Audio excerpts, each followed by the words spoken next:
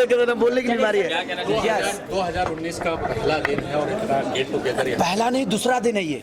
दूसरा दिन, हाँ 2 तारीख है। दूसरा दिन क्या कुछ कहना चाहिए? बस नए शुरुआत के साथ जिस तरह हम खिलखिला रहे हैं, ईश्वर करे कि हर दिन ऐसे ही एक नई शुरुआत की तरह और हमारे जीवन चले, क्योंकि हमारी जीवन भोजपुरी समाज से है, भोजपुरी के लोगों से है और हमसे ज़्यादा खुश वो रहें ताकि उनके खुशी में ही हमारी खुशी है। क्योंकि हम हर पल, हर वक्त, हर समय, सोते वक्त, खाते पीते वक्त, हर वक्त सिर्फ एक ही चीज़ सोचते हैं कि हम अपने पब्लिक का एंटरटेन कैसे करें।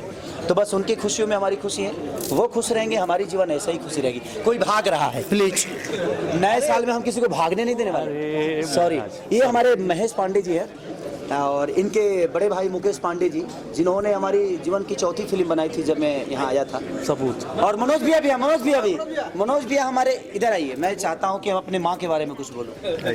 और ये भोजपुरी के ऐसी माँ हैं जो इनके गोद में, वो चाहे दिनेश लाल यादव हो, चाहे वो पवन भैया हो, चाहे खेसारी हो, चाहे आने वाले जितनी भी पीढ़ी है, सब लोग इनके गोद से निकले हुए हैं और इनके गोद में ही खेलकर हम बड़ा हुए हैं। और हमारी माँ का आंचल और गोद इतना खूबसूरत है तो शायद बच्चे कभी बिगड़ नहीं सकते। तो हमारी कोशिश रहती है कि मनोज भैया के हर उस पहलू को हम याद करते हैं और जीवन भर याद करेंगे।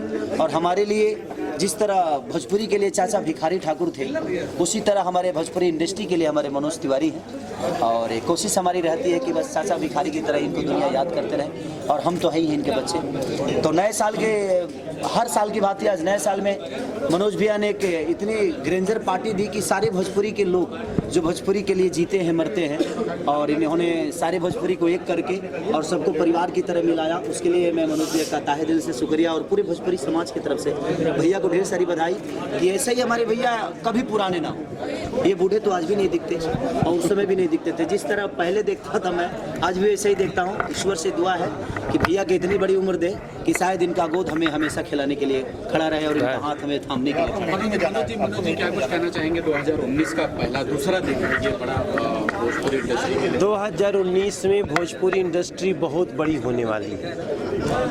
भोजपुरी ने समय समय पे छलांग लगाई है। 2019 में भोजपुरी संविधान की 8वीं अनुसूची की भी भाषा बन जाएगी। हम उस कगार तक आ गए हैं। हमने बहुत अच्छा रास्ता निकाल लिया है कि जो जो भाषा देश के बाहर मान्यता प्राप्त है, अब उसको हम देश में 8वीं अनुसूची में डाल दें। और उसके बाद की जो भोजपुरी की उड़ान होगी, वो बस उसको लोग अभी कल्पना करें। और जो हमारे टैलेंटेड जो एक्टर्स हैं, जो टैलेंटेड सिंगर्स हैं, जो हमारे टैलेंटेड डायरेक्टर्स हैं, वो सब लोग, हम सब मिल कर के एक शपथ लें इस 2019 में कि हम अपनी भोजपुरी को दुनिया के शीर्ष पर ला कर रहेंगे। वो दिन दूर नहीं जब भोजपुरी की फिल्में एक नई उड़ान के बाद उनके बिजनेस भी साउथ की तरह होने लगेंगे। उस दिशा में हम एक बड़ा काम कर रहे हैं। उसको मैं अभी रिवील पूरी तरह नहीं करना चाहता हूं, लेकिन आपको इशारा करूंगा कि हम सब उस पर काम कर रहे हैं कि हमारे थिएटर अच्छे हों। हम लगभग 500 ऐसे थिएटर जो डिजिटली बिल्कुल हाईटेक हों, जहां बैठ करके सपनों की दुनिया सपने जैसी लगे। तो इशारा आज इतना ही रहेगा। 2019 भोजपुरी के लिए बहुत बड़ा होगा। मनोज एक क्वेश्चन हम कहना चाह रहे थे। चलिए भैया मीटिंग के लिए जाना है। मराठी में, हिंदी में सबके एसोसिएशन है, भोजपुरी के एसोसिएशन नहीं है, नहीं अभी तक 8वीं सूची में शामिल है। आपने बोला कि भी समय लगेगा, तो एसोसिएशन में कुछ होना चाहिए, ऐसा कुछ पहल किया जाए। देखिए, एसोसिएशन रीजन वाइज होती है, इसलिए मैं ऐसी विचार अगर कहीं से आ रहे हो तो मैं बोलूँगा कि सब लोग सावधानी से सोचें, क्योंकि एसोसिएशन रीजन का होता है। टॉलीगंज कलकत्ता में है, उनका एसोसिएशन है। महाराष्ट्र में मराठी फिल्म एसोसिएशन भी हो सकता है महाराष्ट्र का। वो अलग अलग कुछ राजनीतिक पार्टियों के तहत भी बन रहे हैं, वो हो सकते हैं। एक जगह कई पार्टी हो सकती है, लेकिन अलग अलग लैंग्वेज के लिए बने, उस पर आप सब विचार कर लीजिएगा। मैं समझता हूँ कि जब हम बिहार में, यूपी में एक बड़ी फिल्म सिटी, झारखंड में हमने 300 एकड़ में फिल्म सिटी बना दी है, अब उसका शुभारंभ होने वाला है। जब वहाँ बने तो वहाँ जरूर उसका एसोसिएशन होना चाहिए। Thank you. ठीक है। अरे बाप रे, हमारा का मैंने बात में चलिए खेसारी जी, बलम जी क्या आई लव यू को ये फिल्म आ रही है, बलम जी लव यू आ गई है, रिलीज हो गई, उस हिट भी हो गई, कुल्ली नंबर 1 आने वाली है। जी जी जी हाँ उसकी हाँ, कुल्ली नंबर 1 की सोशल वर्क पे मैंने काम किया है। पहले बच्चे अनाथ होते थे, आजकल माँ बाप ही अनाथ हो जाते हैं। तो मैंने अभी जितना सिनेमा किया है, कोशिश रहती है हमारी कि हमारे सिनेमा से कुछ सीख लोगों को मिले। तो मैं कोशिश यही कर रहा हूँ और हर पल, क्योंकि जब से मेरी मेहंदी लगा के रखना आई थी सिनेमा, उसके बाद से मैं जितना भी काम कर रहा हूँ, करीब मैं सोशल वर्क पे ही काम कर रहा हूँ और वर्कआउट मेरा जो भी हो रहा है सब सोशल वर्क पे हो रहा है। तो कोशिश है कि मैं भोजपुरी को जितना से हो सके, जो अश्लीलता का दाग लगा हुआ था उसको मिटाया जाए। और कोशिश यही है हमारी कि अच्छे से अच्छे, बेहतर से बेहतर किया जाए, बेहतर डायरेक्टर के साथ, बेहतर कहानियों के साथ, बेहतर लिरिक्स के साथ काम किया जाए, ताकि कुछ तो हमारे। और सबसे बड़ी चीज़ मैं ये कहूँगा कि जिस दिन हम सुनना बंद कर देंगे उस दिन दुनिया अश्लील करना बंद कर देगी। तो हमें पहले अपने आप को बदलने की ज़रूरत है, पहले हम बदलें, शायद दुनिया अपने आप बदल जाएगी। अगर एक आदमी जय हिंद का नारा लगाता है तो पूरी दुनिया लगाती है। तो मेरी कोशिश है, मैंने एक अश्लीलता का से दूर हटकर मैंने नारा लगाया है, संघर्ष दिया है। मेहंदी लगा के रखना, राजा जानी से लेकर दुल्हन गंगा पार से लेकर आपके दबंग सरकार से लेकर हर जो मैं सिनेमा कर रहा हूँ कहीं नहीं सोशल वर्क पे, तो मैंने नारा लगाया है। शायद धीरे धीरे चीज़ें बदल जाएगी। और जहाँ तक मनोज भैया ने बोला एक बात की थिएटर सुधरेंगे, तो हाँ, सबसे बड़ी चीज़ कि हमारे यहाँ उद्योग बढ़ेगा तो थिएटर बढ़ेगा।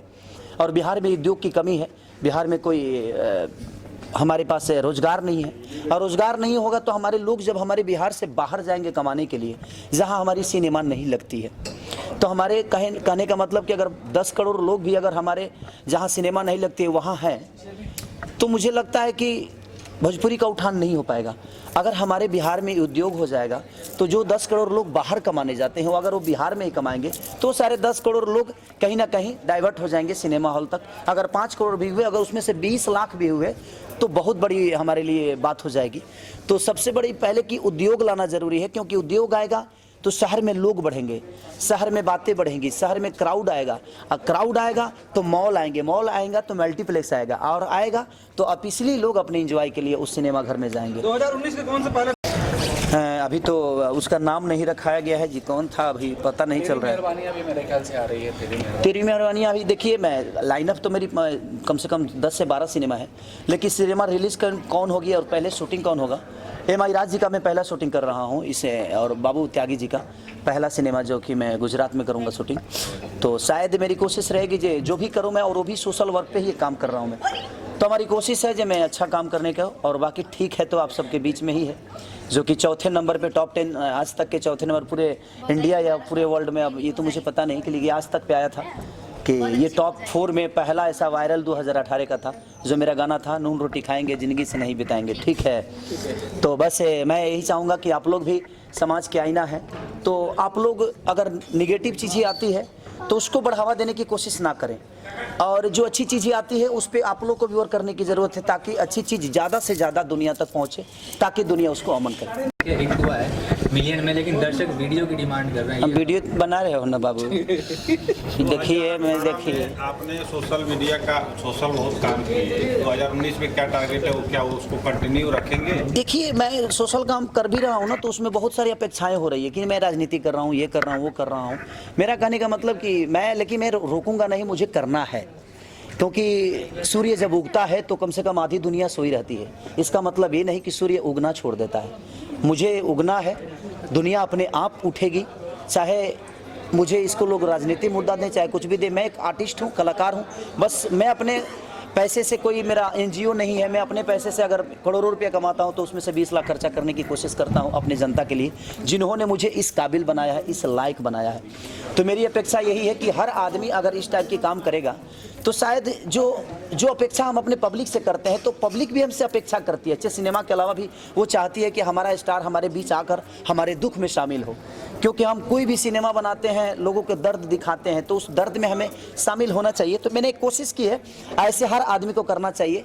देखिए, मैं कह ही सकता हूँ, लोग कहते हैं कि आप करते हैं तो दिखाते क्यों हैं, बताते क्यों हैं। शेवरी के जूठा बैर भगवान राम ने खाया था, लेकिन रामायण में उसको बताया गया है।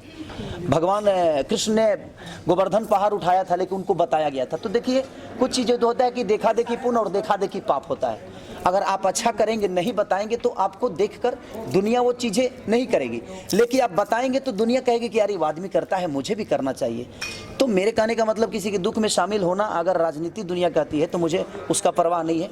अगर वो राजनीति है तो मैं वो राजनीति करना चाहता हूँ, ताकि लोगों के दुख में थोड़ा सा शामिल हो जाऊँ। तो कल से ये भी अभी सवाल उठने, खेसारी दोनों एक साथ एक मंच पे, देखिए, जब हम हो सकता है बीजेपी नहीं, सुनिए चुनाव लड़े। मनोज भैया जब भी हम लोगों से मिलते हैं, वो बीजेपी के होके नहीं मिलते हैं। वो बीजेपी के होके मिलते तो शायद मैं उनसे नहीं मिलता। वो एक आर्टिस्ट है, वो एक अच्छे इंसान है। हमारी व्यक्तिगत रिलेशन है उनसे, और मेरी व्यक्तिगत रिलेशन लालू यादव से भी है, मेरी व्यक्तिगत रिलेशन मोदी जी से भी है, राहुल जी से भी है, मेरी व्यक्तिगत मायावती जी से भी है, और अखिलेश जी से भी है। तो मेरी व्यक्तिगत रिलेशन है। वो पार्टी के होके कोई मुझसे मिलेगा तो शायद मैं नहीं मिलूँ। उनके चुनाव प्रचार में जाऊँगा तो मैं पैसा लेकर जाऊँगा, सॉरी, वहाँ व्यक्तिगत चीज़ें नहीं है। मेरा मानना यह है कि अगर मनोज भैया मुझे पर्सनली बुलाते हैं तो वो मेरा रिश्ता है। आज मेरे पापा मान के चले कि अगर वो कांग्रेस में चले गए, मेरे पापा ही कांग्रेस में चले गए, मैं बीजेपी में आ गया, तो इसका मतलब ये नहीं कि हम उनके विरोध करेंगे। वो मेरे पापा हैं, मैं उनका सम्मान करूंगा। वो मेरा अपना व्यक्तिगत रिलेशन। एज आर्टिस्ट किसी पार्टी से नहीं है। मैं किसी पार्टी का नहीं हूँ, और मैं किसी एक इंसान का नहीं हूँ। मैं सबका हूँ और सब मेरे हैं।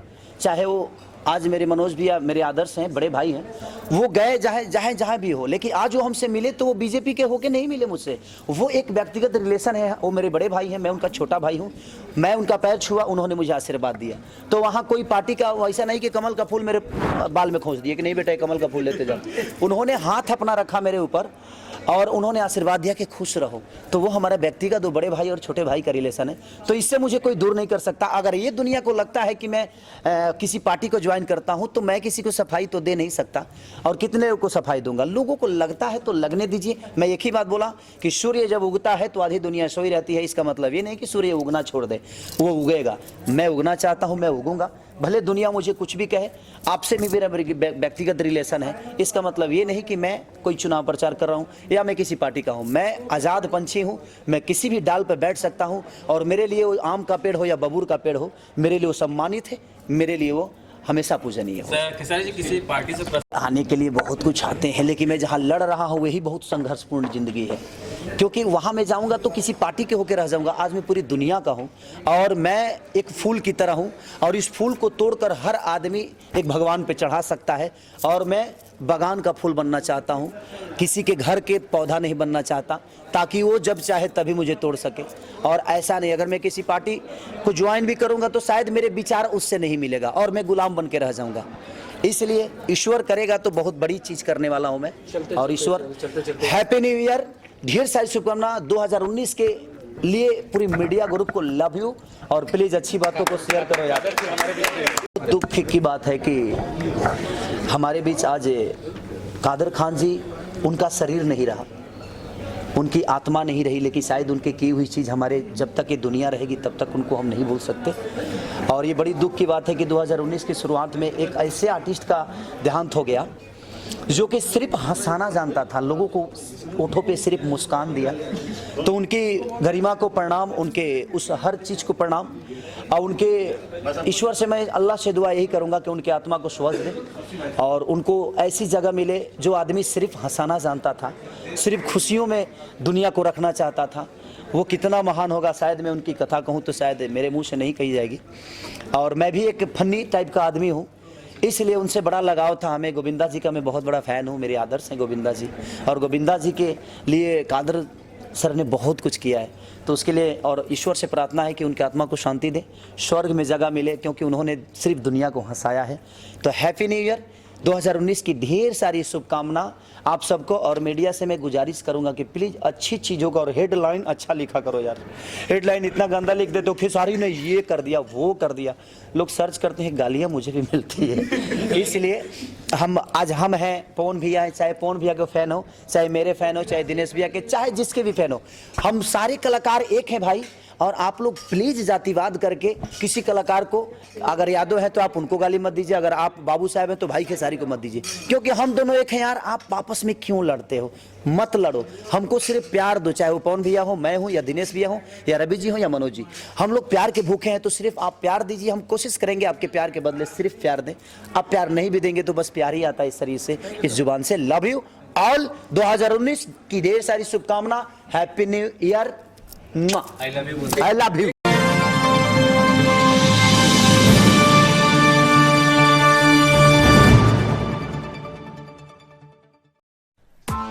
Press the bell icon on the YouTube app and never miss another update.